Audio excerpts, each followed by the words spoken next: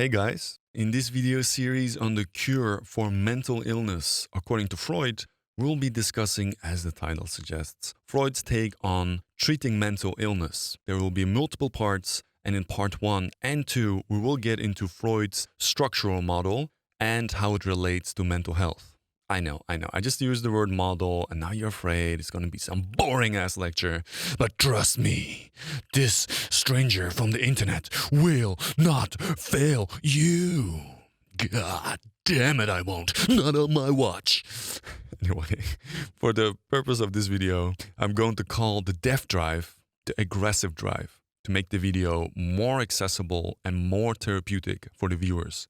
I might also repeat myself here and there to really hammer the point home. I just like to say that word. Hammer. Hammer. Hammer! You know why? Because it makes me feel real masculine. That's why. If you're still listening, I am doing this, the hammering, repeating myself, because Freud is not always easy to understand. Enjoy. Well, Freud basically saw himself as an archaeologist of the mind. He was mostly interested in unearthing the deepest and darkest parts of the mind. And as a true archaeologist of the mind, he liked to go real deep. And his psychology became depth psychology. Deep. Psychology about the meaning of dreams, unconscious wishes and longings, infantile sexuality, and deep-seated aggressive and sexual drives.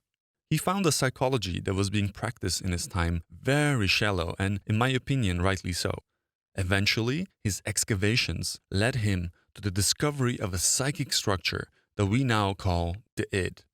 The id, according to Freud, represents our animal nature. Yeah, that's what I'm talking about.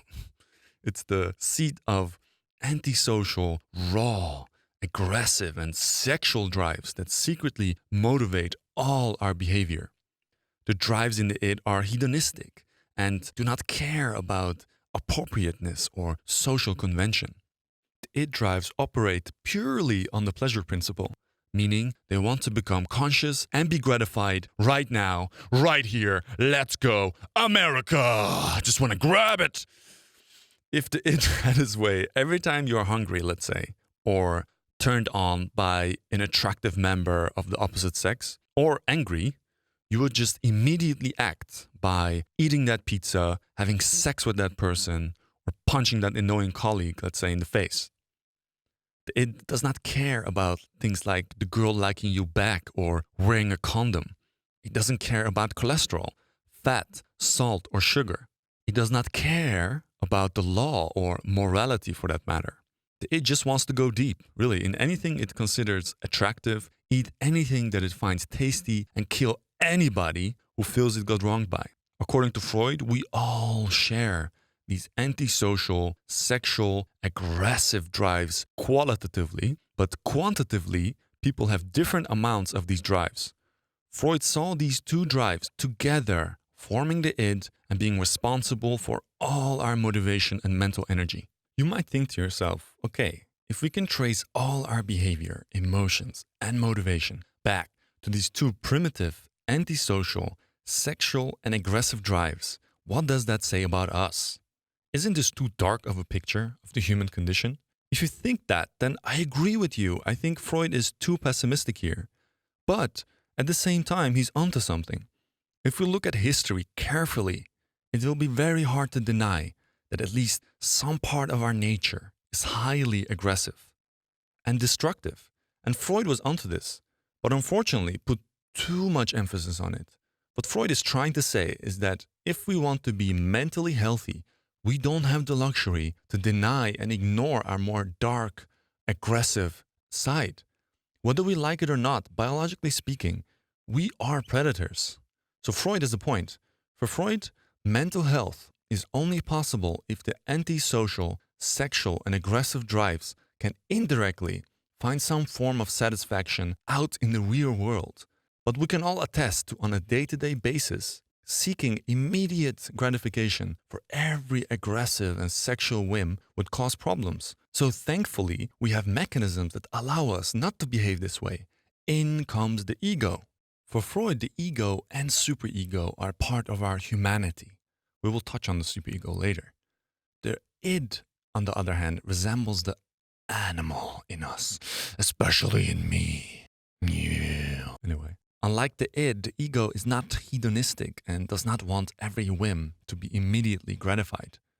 Unlike the id, it does not run on the pleasure principle, but rather on the reality principle, meaning that it will try to find realistic ways to gratify the antisocial needs of the id. The ego denies access to the antisocial, raw passions of the id, or only allows altered versions of these impulses into consciousness.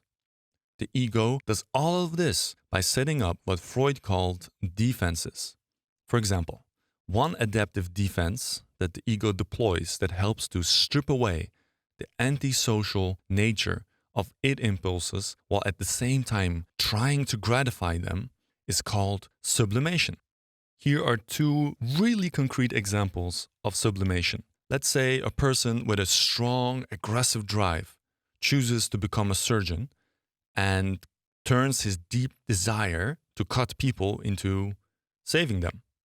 Or a person who has a strong need for controlling and dominating becomes a successful manager. So in his daily life, he can just do that. Freud saw sublimation as one of the most adaptive and successful defense mechanisms that the ego can deploy against the passions of the id.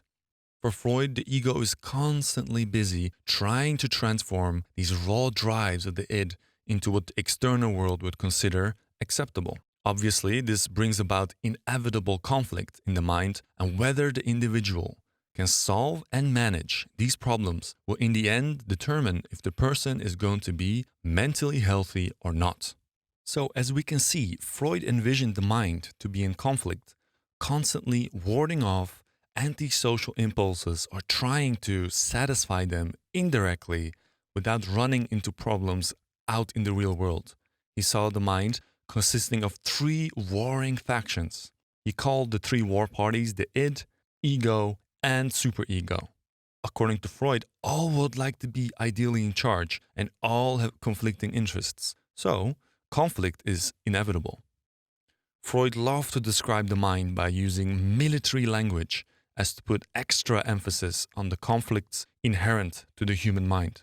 As a logical consequence of his theorizing about the mind being at constant conflict, good mental health was not a given for Freud, but rather an achievement that can be lost at any moment as we go through a long and risky psychosexual development. I agree with Freud on this point. A lot of people going into therapy usually are ashamed and blame themselves for not being able to function as they want, since they feel like as adults they should be able to. But this is so silly because we human beings are born underdeveloped compared to other animals. So naturally, we're very dependent and need a lot of mental and physical care before we can become a healthy adult. Since our childhood is extremely long, some would say we're an adult at 18, some would say 25. But it definitely takes a long time, and we are so dependent on our caregivers that it's easy for things to go wrong in the time span of 18 years. A lot of animals die within 10 years, and we're not even full adults yet. So for Freud, human development is risky and we shouldn't be so hard on ourselves when it goes wrong. Okay, back to the id, ego, and superego. For Freud, ego and superego were a means to an end. They were obstacles to be passed, so the id could function more freely. What he truly wanted was to make the unconscious passions of the id conscious in an attempt to satisfy them and integrate them into the overall conscious personality. I would like to put a disclaimer here though. For Freud was bent on releasing id drives. This is true, but not in their pure form. He wanted people to find better ways to satisfy our primitive drives without using maladaptive defenses like suppression and denial. In Freud's view, you have adaptive and maladaptive defenses. He sees it as paramount for mental health to use adaptive defenses. For Freud, if we do suppress our passions, Totally. So much so, we forget that we have them.